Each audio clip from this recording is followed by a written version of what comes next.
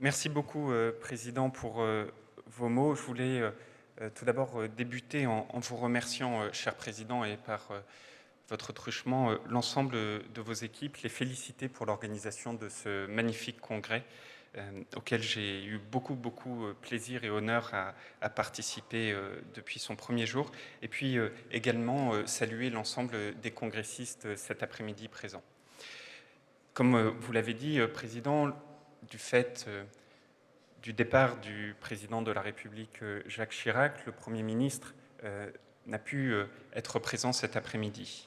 Mais le Premier ministre m'a demandé de vous lire une allocution qui retrace et sa pensée et sa vision qu'il voulait vous faire part lors de cette clôture du Congrès. Je vais donc à présent lire cette allocution.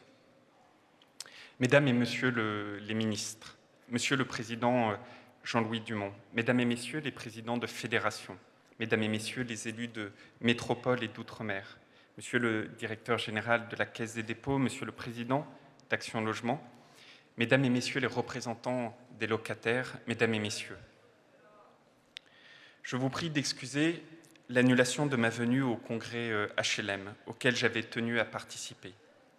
Mais les obligations liées au décès du président Jacques Chirac m'empêchent de me joindre à vous. Le président de la République aura l'occasion de lui exprimer l'émotion et la gratitude de la nation. Les membres de l'USH se souviennent sans doute que Jacques Chirac avait ouvert, en qualité de maire de Paris, le dernier congrès qui s'était tenu dans la capitale. Malgré notre émotion, tous, voici les messages que je souhaitais vous transmettre. Tout d'abord, j'ai pu mesurer lors des différentes rencontres au cours de ces 2 dernières années votre attachement au mouvement du logement social, à ses valeurs et à ses missions. Un attachement que je respecte profondément. Le logement social fait partie du patrimoine de notre nation et j'entends être le garant de la préservation du modèle français que beaucoup d'États nous envient.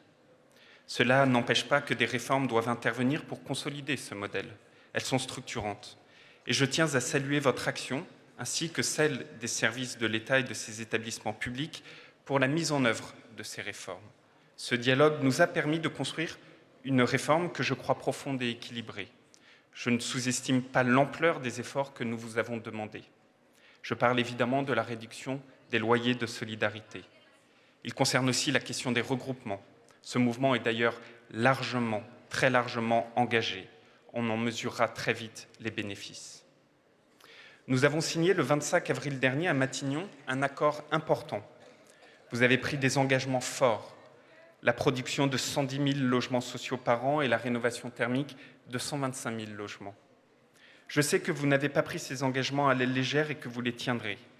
Et pour vous y aider, nous avons voulu de notre côté, grâce notamment au concours financier de l'État, de la Caisse des dépôts et consignations, de la Banque des territoires et d'Action Logement, un cadre économique stable pour les 3 prochaines années. Vous avez donc désormais une meilleure visibilité pour augmenter et rénover le parc de logements sociaux. Cette visibilité n'est pas un luxe, mais une nécessité. Je vois 4 défis qui demeurent. La fluidité. Nous devons donner plus vite des réponses mieux adaptées aux demandes de locataires, améliorer la transparence dans l'attribution des logements. Il faut désormais mettre en œuvre les dispositifs de la loi Élan à cet effet. Deuxièmement, la mobilité dans le parc. C'est au logement de s'adapter à la vie et non l'inverse. Troisièmement, la lutte contre la précarité. Malgré les sommes importantes engagées, beaucoup de personnes ne parviennent pas à accéder à un logement adapté. Cette situation n'est évidemment pas satisfaisante. Le dispositif Logement d'abord, la production forte de PLAI, plus de 33 000 en 2018, et la mobilisation de logements vacants dans les zones moins denses où un nombre important d'offres d'emploi restent non pourvues pour accueillir des familles en détresse ou qui bénéficient de l'asile sont des réponses importantes. On doit les poursuivre et les amplifier. Enfin, la mixité. Nous avons été très clairs. Il est hors de question de revenir sur les obligations de la loi SRU. Et nous avons doublé les moyens de l'ANRU, de l'Agence nationale de la rénovation urbaine. Mais les progrès restent encore possibles. L'expérimentation, par exemple, d'une nouvelle politique des loyers permise par la loi Élan peut nous y aider. On construit comme on gouverne, pour le présent et pour l'avenir, d'où sans doute des responsabilités particulières. Cette responsabilité consiste d'abord à ce que les aides sociales, qui sont vitales pour des millions de Français, bénéficient aux personnes en prenant en compte la réalité de leur situation. C'est notamment le sens de la contemporanéité des APL. C'est également le sens du revenu universel d'activité, dans le but de créer une prestation qui soit à la fois plus simple et plus lisible pour ses bénéficiaires. La concertation est lancée, les réflexions continuent et vous devez avoir toute votre part.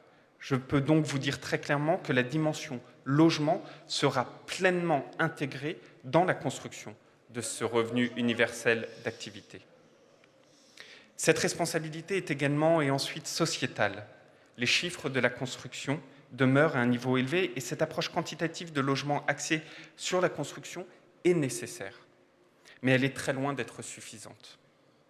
On doit aussi la compléter par d'autres approches écologiques, territoriales et soucieuses d'une occupation économe de l'espace.